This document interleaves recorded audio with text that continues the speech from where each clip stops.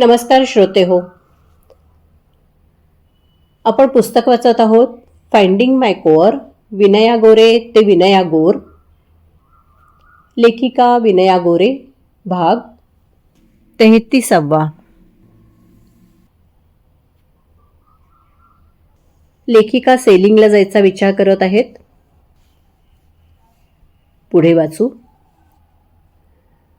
वायझेटा yacht क्लबच्या आठवड्यातून 3-4 वेळेला सेलिंगच्या शर्यती. माझी कोणाशी ओळख नाही, बोट नाही, मग काय करणार? दर शनिवारी शर्यतीच्या आधी अर्धा तास स्वयंसेवक नाविकांसाठी एक टेबल असायचं. तिथे जाऊन बसायचं. ज्या कॅप्टनला नाविक कमी असतील ते टेबलवर येणार. माझी कौशल्ये, क्षमता आणि त्यांची जरुरी यांच्या जुळणीप्रमाणे मला बोटीवर घेणार. प्रत्येक आठवड्याला नवीन बोट, नवीन कॅप्टन, नवे नाविक. एका वेळेस मायकेलची ओळख झाली आणि मला परमनंट कॅप्टन आणि नाविकगण मिळाला. मी आठवड्यातून एकदा किंवा 2दा सेलिंग सुरू केलं. ही नवलाई 3-4 वर्ष टिकली. सुरुवातीला खूप उत्साह, बज, पण पाण्याची नातं जोडता येत नव्हतं. ग्रीसमधलं सेलिंग अवघड, कष्टाचं आणि परिश्रमाचं होतं, पण तरीही ते रिलॅक्सिंग आणि थ्रिलिंग होतं. निशब्द वातावरणात सूर्योदय, सूर्यास्त, आजूबाजूची दृश्ये सर्वांशी नातं जोडता येत होतं. मिनिसोटामधलं हे सेलिंग सुद्धा अवघड, कष्टाचं, पण धकाधकीचं, जलद, ओझरतं होतं. बुई आहे तिथे वळायचं, कारण तो शर्यतीचा नियम. 1-2 तासात शर्यत संपून जायची.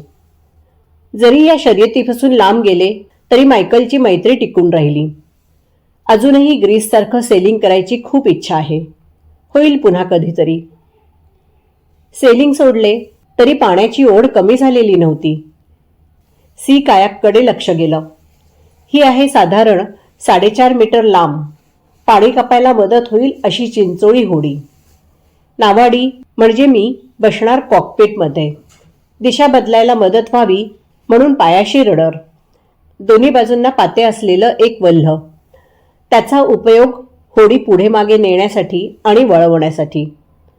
कॉकपिटमध्ये पाणी जाऊ नये म्हणून त्याच्या तोंडाशी बोटीला क्लिप केलेला वॉटरटाईट स्कर्ट, जो माझ्या कमरेशी येतो. कॉकपिटमध्ये शिरणं जरा अवघडच काम. त्यासाठी शारीरिक लवचिकता हवी. कायाकिंगसाठी खास मसल स्ट्रेंथ वाढविण्याचे, लवचिकतेसाठी पिलाटेचे व्यायाम सुरू केले. स्कीइंग आणि कायाकिंगमुळे त्या खेळाला लागणाऱ्या व्यायामाची आवड निर्माण झाली. भारतात कधी व्यायामाची गंध नसलेली मी बदलत चालले होते. कायाक पाण्यात जर काही कारणांनी उलटा झाला तर आपल्याला तो पाण्यातच परत सुलटा, रोलिंग करायला यायला हवा. त्याच्याशिवाय वल्ह्याचे तालबद्ध स्ट्रोक शिकणं हेही अगदी महत्वाचं. 4-5 दिवसांच्या वर्कशॉपसाठी उत्तर मिनिसोटामध्ये गेले. तिथे नवीन मैत्रिणी मिळाल्या आणि तिथल्या लेक्समध्ये कायाकिंग केलं. वरवर दिसत होतं त्यापेक्षा बरंच अवघड होतं आणि चांगलाच व्यायाम होत होता. काही वर्ष घरी कायाक होता, त्यामुळे संध्याकाळी आपल्या मिचल लेकवर जायचं. सूर्यास्ताचे उधळलेले रंग डोळे भरून बघायचे, तर कधी पाण्यातले सळसळणारे मासे बघत नुसतं तरंगत राहायचं. जसजसा सराव झाला तसतसा आत्मविश्वास वाढत गेला. पुढे आर्टिक समुद्रात कायाकिंग केलं. कॅनडाच्या पॅसिफिक समुद्राच्या वेगवेगळ्या खाड्यांच्या किनाऱ्यावरून एल्क, मूस, बेअरसारखे वन्य प्राणी बघितले. माझ्या दृष्टीने कायाकिंग म्हणजे जणू पाण्यावरचं हायकिंग.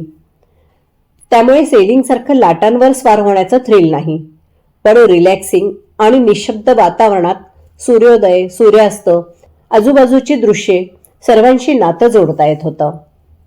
माझी ऊर्जा आणि सोशल नेटवर्क वाढत गेलं. घरात एक टॅक्सीडर्म केला. बर्च झाडापासून केलेल्या कनूमध्ये बसलेला रॅक्यून आहे. तो मला नेहमीच कायाकिंगची आठवण करून देत असतो. या ऊर्जा देणाऱ्या गोष्टींनी मला पुढे पुढे ढकललं, आनंदाने ढकललं.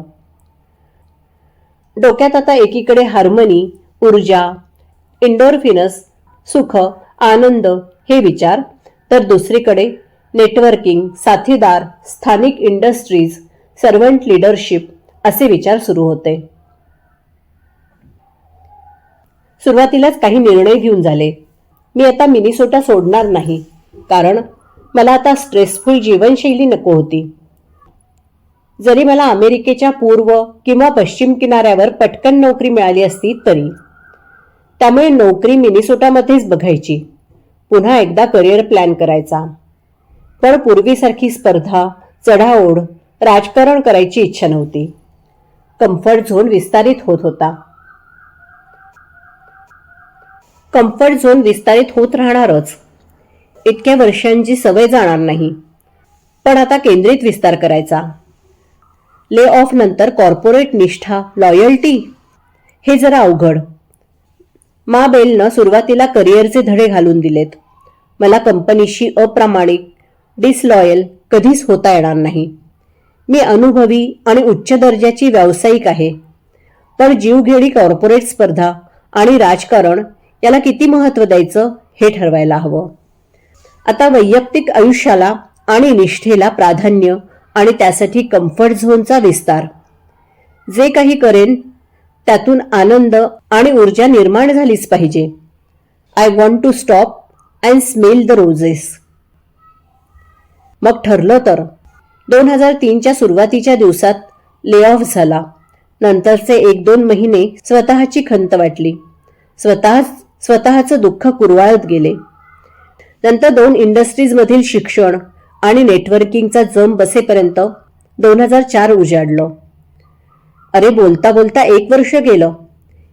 या दिवसात हार्मनीसाठी अतिशय जरुरी असलेली सकारात्मक ऊर्जा कुठून मिळाली? सुझन आणि मायकल सारख्या साथीदारांमुळे, माझ्या सरोवराकाठच्या घरामुळे, सेलिंग आणि कायाकिंगमुळे. सुदैवाने आर्थिक वेदनांच्या झळा तीव्र नव्हत्या. मिनिसोटामध्ये 2 मोठ्या इंडस्ट्रीज, हेल्थकेअर, इन्शुरन्स आणि फायनान्शियल सर्व्हिसेस, दोन्हीमध्ये नेटवर्किंग चालू होते. पण यात खरा शिरकाव कसा करायचा? नेटवर्किंगमधून गोळा केलेली पुस्तकी विद्या, इंटरव्ह्यूमधून इतरांच्या अनुभवातून घेतलेले शिक्षण आणि माझे आतापर्यंतचे अनुभव या आहेत माझ्या पोकर चिप्स. त्या वापरून बेट्स लावायचं धाडस आहे माझ्या अंगात. मी माझं मलाच सांगितलं, आठव तुला पहिला मॅन्युफॅक्चरिंगमधला जॉब कसा मिळाला ते. मी तल्लख आणि शीघ्रपाठी आहे. माझ्या कौशल्यात जे कच्चे दुवे असतात ते मी पटकन शिकू शकते. त्यावेळेस मॅन्युफॅक्चरिंग नवीन होते, अगदी या दोन्ही इंडस्ट्रीज सारखे. या दोन्ही इंडस्ट्रीज सरकार नियंत्रित, त्यामुळे सगळीकडे नियम आणि कायदे. कस्टमर्सच्या अपेक्षा वेगळ्या असणार, दृष्टिकोन वेगळे असणार. माझ्या आतापर्यंतच्या अनुभवांचा उपयोग करून उडी कशी मारता येईल? हेल्थकेअर, इन्शुरन्समध्ये शासकीय नियम आणि कायद्यांमुळे कायम काटेकोर डेडलाईन्स असतात. त्या पाळायला काय समस्या येतात? मग मी काय मदत करू शकेन? माझा पहिला शिरकाव झाला तो व्हेंडर मॅनेजमेंटमध्ये. खूप वेंडर असले की त्या सर्वांचा समन्वय साधून वेळेच्या मर्यादा पाळणे अवघड होऊ शकते. पण मला अशा व्यवस्थापनाचा खूप अनुभव होता. त्यामुळे त्यांच्याबरोबर तारखा, किमती आणि योग्य तारखेला योग्य ती क्वालिटी यासाठी मी सहजपणे वाटाघाटी करू शकले. कंपनीला काटेकोर वेळेच्या मर्यादा पाळण्यासाठी खूप मोठी मदत करू शकले. या इंडस्ट्रीमधले काही कस्टमर्स अगदी वेगळेच प्रस्थ. ते शासनाचे राजकीय नियुक्त अधिकारी आणि त्यांना पुढची निवडणूक जिंकायची असते. कायदे, नियम आणि इतर किचकट टेक्निकल गोष्टी अतिशय महत्त्वाच्या असल्या तरी त्यात फारसा रस नसायचा. मतदारांना काय सांगायचं आणि त्यासाठी लागणारे मॅट्रिक्स याच्यावर भर. आमच्या कामाचं त्यांच्या राजकीय भाषेत भाषांतर करून मला त्यांच्याशी संवाद साधावा लागला. फायनान्शियल सर्व्हिसेसमध्येही शासकीय नियम आणि कायदे, संभाव्य धोके आणि योग्य त्या प्रतिक्रिया याचं पूर्ण विश्लेषण हे या इंडस्ट्रीमध्ये अतिशय महत्त्वाचे. असंच पूर्ण विश्लेषण पूर्वी आम्ही AT&T मध्ये कुठेही केव्हाही नेटवर्कची उपलब्धता मिळवण्यासाठी करायचो. असा दूरदर्शीपणा हा बिझनेस प्रॉब्लेम सोडविण्याच्या पद्धतीचा आणि फिलॉसॉफीचा एक महत्त्वाचा घटक आहे. त्यामुळे मला रिस्क ऑफिसरशी पटकन संधान जुळवता आलं आणि त्याच्या नेटवर्कमुळे इंडस्ट्रीमध्ये शिरकाव झाला. युरोपसारखीच बिझनेस वाढवण्यासाठी कन्सल्टिंग सर्व्हिसेसचा प्लॅन करायची संधी मिळाली. अर्थात माझ्या युरोपियन मॉडेलमध्ये अमेरिकेतल्या या इंडस्ट्रीच्या वातावरण संस्कृतीला जुळतील असे बदल करावे लागणार होते. हे कस्टमर वेगळे असतील, पण बिझनेस मॅट्रिक्स आणि ध्येय यामध्ये फारसा फरक नाही. काही पायलट प्रोजेक्ट्स करून मार्केट चाचणी घेतली आणि पुढे न जाण्याचा निर्णय झाला. पण या काळात मी माझी कौशल्ये आणि क्षमता दाखवू शकले आणि पुढे त्याचा खूप उपयोग झाला. नवीन सहकाऱ्यांना अगदी न लाजता मला कधीकधी अगदी साधे प्रश्न, खुळे प्रश्न विचारायला लागायचे. शेवटी ही इंडस्ट्री माझ्यासाठी नवीन होती, पण मी प्रामाणिकपणे आणि स्पष्टीकरणासह विचारायचे. कदाचित त्यामुळेच त्यांनी मला मदत केली असावी. माझी नवीन सुरुवात पूर्वीपेक्षा खालच्या कॉर्पोरेट पातळीवरची होती. अपेक्षित असलं तरी सुद्धा पचवायला अवघड होतं. कुठेतरी अहंकाराला धक्का होताच, पण थोड्याच दिवसात ही परिस्थिती बदलली. हळूहळू मी पुन्हा सिनियर डिरेक्टर, व्हाईस प्रेसिडेंट पदावर आले.